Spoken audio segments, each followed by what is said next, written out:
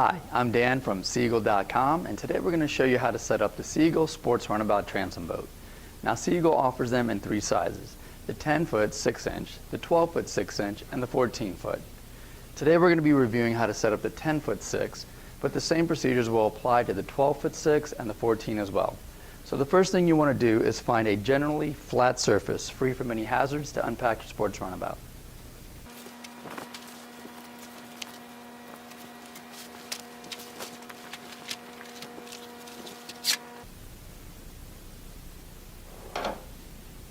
The sports runabout has 4 air inflation valves, one for the left chamber, one for the right chamber, one for the front chamber, and the 4th one is for the external rigid inflatable keel. Remove the air valve caps. Push down on the center valve stem and quarter turn it to the left until it springs into the upright position. Locate the foot pump included in your kit. In this case, we're going to be demonstrating the A41, but the same setup procedures will work for our various foot pumps. Unravel the hose.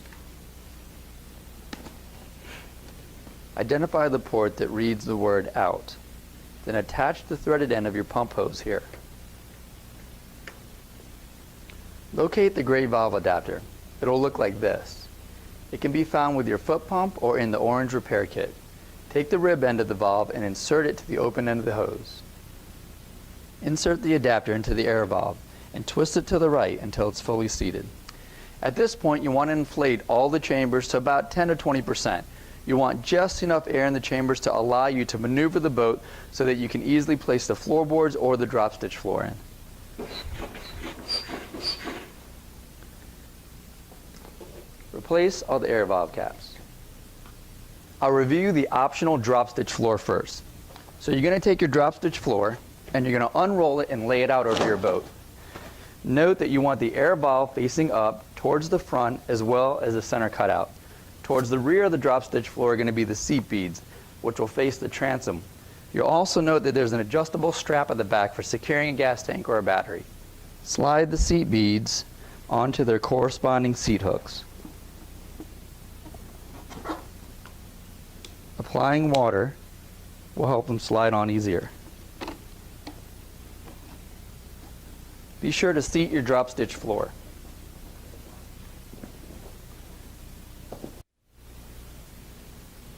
If the air valve cap for the drop stitch floor has not been removed, remove it now. Press down on the center valve stem and quarter turn it to the left until it springs into the upright position. The drop stitch floor can be inflated to up to 7 psi. For the sports runabout drop stitch floor packages, you'll also receive the A50 high pressure foot pump. With the plug in, you can inflate with a high volume. Remove the plug and it will allow you to inflate to a higher pressure, up to 14.7 psi. Note that the pump hose is attached to the port that reads out. It's towards the center of the pump. Insert the valve adapter into the valve and twist it to the right until it's fully seated. You'll want to use your high pressure foot pump in the high volume stage first, so replace the plug. With the pump in this stage, it'll max out at 4.4 psi, so just continue pumping the floor until you get so much resistance that you can't pump anymore. When you can't pump anymore, simply remove the center plug, the black plug, which will put the pump into high pressure mode, and continue inflation. Sea Eagle offers an optional pressure gauge. Simply insert it into the air valve and turn it to the right until the pressure gauge reads the psi. Once you've fully inflated the floor, you want to replace your valve cap and you want to reseat the floor. You're going to want to straddle your hull with 1 foot on the floor and 1 foot on the outside. Reach down and grab the grab rope and pull up. Work your way around the boat. For those with the optional high-strength plastic floorboards, I'll review how to install them now. As you can see, I've removed the inflatable drop stitch floor for this purpose. I recommend laying the floorboards out next to your boat in the same fashion in which they'll be installed, along with the aluminum stringers, which I'll review in just a few minutes. This is the underside of one of the floorboards. You'll find that the surface is smooth. You'll also notice that there is a series of letters and numbers that correlate with the board. FB4 is floorboard 4. On the top side of the board, now that I flipped it over, you'll notice that the texture is rough. This prevents you from slipping. You'll also notice that you'll be able to see the Sea Eagle logo on the top side. To start, you want to have the smooth side of the board facing up. Lay your floorboards out next to your boat with the underside facing up, as shown on the floorboard page of your printed instructions. If you've lost your instructions, don't worry. Click on this link below and we'll direct you to them. For those with the 12'6" and 14-foot sports runabout, I'm going to review how to set up the one-time pre-assembly of the floorboard reinforcement kit. For those with a 10'6" sports runabout or the drop stitch floors, it's not needed. So the only thing you'll need to set this kit up is a Phillips head screwdriver. Included in the floorboard reinforcement kit is one aluminum board with 2 attachment Phillips head screws as well as 2 washers, 4 knurl knob screws for attaching the 2 short bars. Take the aluminum board included in your kit and attach it to floorboard 2, labeled FB2, using the Phillips head screws and the washers included in your kit. Line the pre-drilled holes on the aluminum board up with the pre-drilled holes on your floorboard. Slide the washer onto the screws and secure it to the board with a Phillips head screwdriver. Now that that's finished, flip all your floorboards over so that the top sides are facing up. Note that the textured surface as well as the Seagull.com logos are now visible. Attach the 2 short aluminum reinforcement bars to floorboard 4. It's labeled FB4 using the 4 knurl knob screws included in the reinforcement kit. Align the pre-drilled holes on the aluminum bar with the brass fittings on the aluminum floorboard and secure them with the knurl knob screws. This completes the one-time pre-assembly of the floorboard reinforcement kit that's used for the 12'6" and 14-foot sports runabout. Locate the aluminum stringers included in your kit. There should be 4 of them, 2 long ones and 2 short ones. Lay your aluminum stringers out next to your floorboard. Note that the 2 long ones are towards the rear and the 2 short stringers are towards the front. Note the location of the floorboards designed to accept the stringers. They'll simply slide onto this groove. Place the floorboards in your sports runabout starting with floorboard 1 and 2. The floorboards lock together using a tongue and groove system. Place floorboard number 4 with a cutout up against the transom, followed by floorboard number 3. Now that you have your floorboards in place and interlocked, you'll see that in the middle they overlap. Simply lift them up, forming a TP or an inverted V, and line up the tongue and groove. When you get that in place, push down on the TP and you'll see that the tongue and groove will lock in place. Be careful not to pinch your fingers. The next thing you want to do is seat the floorboards. Simply step 1 foot inside the boat on the floorboards and 1 foot outside, straddling the hull. Pull up on the grab line and push down on the boards. Take note that the floorboards are fully seated. You can tell by seeing a little bit of black fabric above the floorboards all the way around the inside of the hull. Now for the installation of the aluminum stringers. Remember that the 2 long ones go nearest the rear and the 2 short ones go nearest the front. If you have the 12'6" or the 14-foot sports runabout, if you take one of the long aluminum stringers and you place them under the hull, just underneath the floorboards, it will get the floorboards on the same planing surface and make installation easier.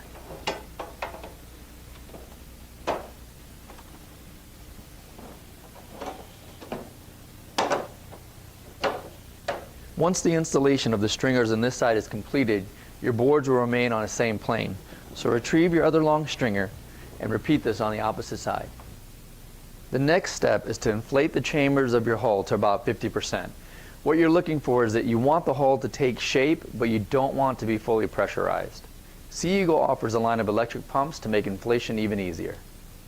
Simply set the dial to the desired pressure setting. In this case, 50% is roughly 1.5 psi. Press the on button and forget it. The pump will automatically shut off when the desired pressure setting is reached.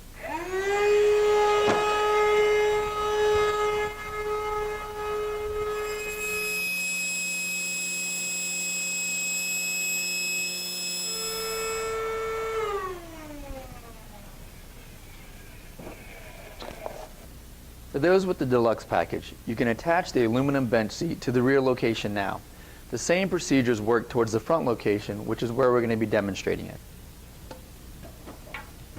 Slide the aluminum bench onto the seat beads.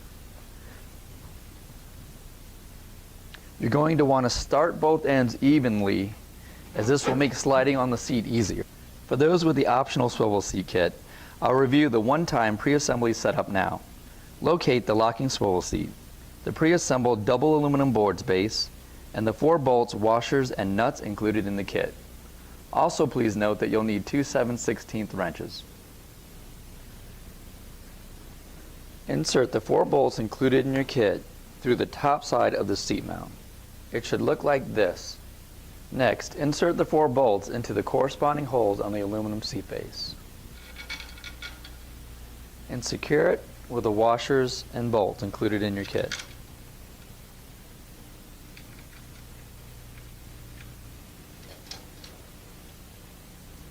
Be sure to securely tighten all bolts. Now once you've completed the one-time pre-assembly, you can position the seat in the boat to your preference, either to the left side, or you can spin it around and sit it to your right side. Slide the aluminum seat base onto the rear seat bead locations. Now remember to start both sides evenly and just slide the seat into place. Now fully inflate all chambers to the proper working pressure of 3.2 psi. Remember to always use a Seagull recommended pump and never an air compressor. Don't forget to inflate the external rigid inflatable keel. This will improve tracking, handling, and overall performance. The air valve is located at the bow or front of your boat at the center cutout on floorboard number 2.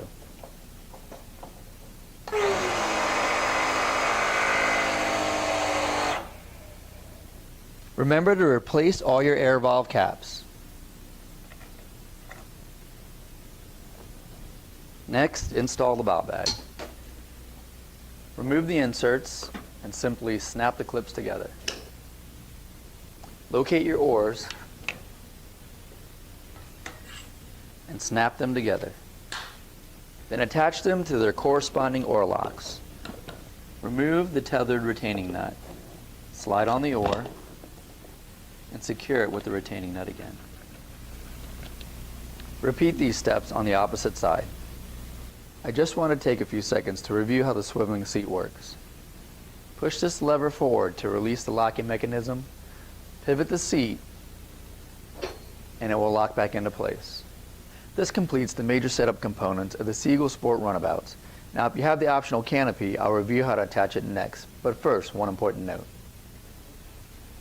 When towing or trailering the Sport Runabout, we recommend using a bridle system that attaches to the 2 large stainless steel tow rings near the front of the boat. Never tow or hoist from the front center handle alone. For those with the optional canopy, I'll review how to set it up now. Locate the canopy kit box and remove the contents.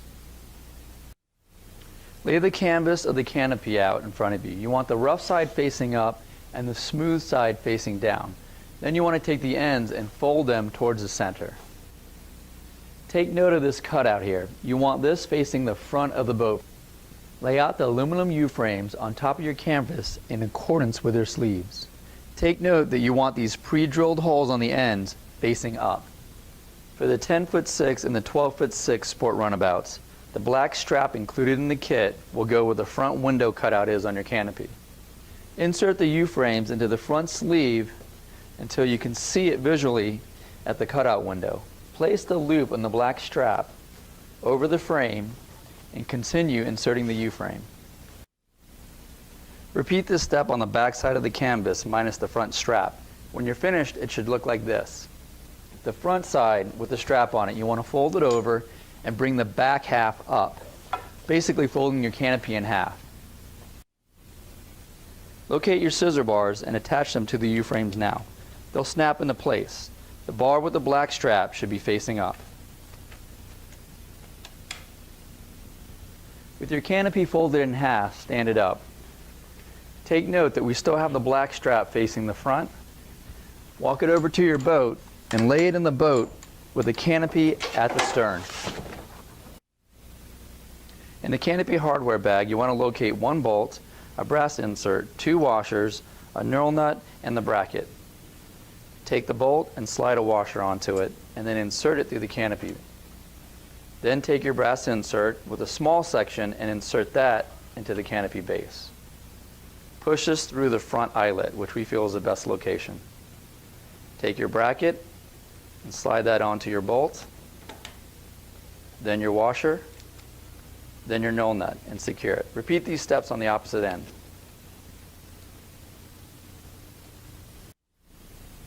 Clip the 2 black straps at the rear to the corresponding carry handles. Grab the front center strap, pull your canopy up, and clip it to the front carry handle. Be sure that this clip is facing out. The 14-foot Sport Runabout canopy attaches to the frontmost grab line eyelets and will look like this when installed.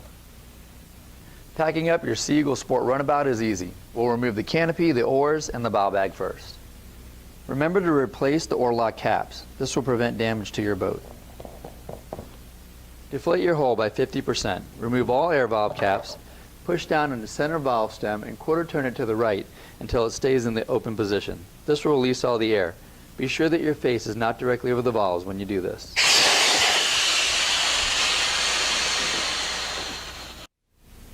Now slide off the seats. Deflate your hull completely by leaving the valves in the open position.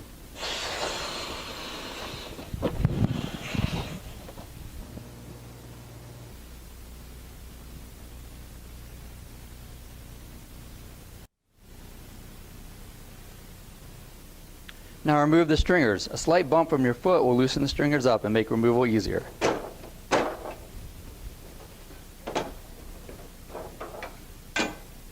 Now pull up on a floorboard seam somewhere towards the center of the boat and remove the floorboards.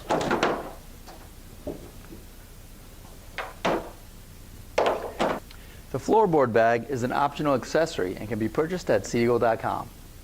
Now, starting at the front of the boat, what you want to do is fold the side chambers in half and work your way all the way to the back, and repeat it on the opposite side. When you get to the rear, fold your transom forward, grab the pontoons and fold them inward on top of the transom, and begin rolling your boat forward towards the air valves, pushing all the air out as you go along.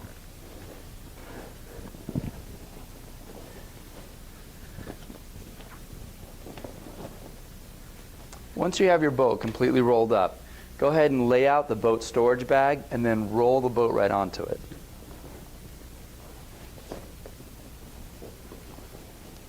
And secure it with the straps.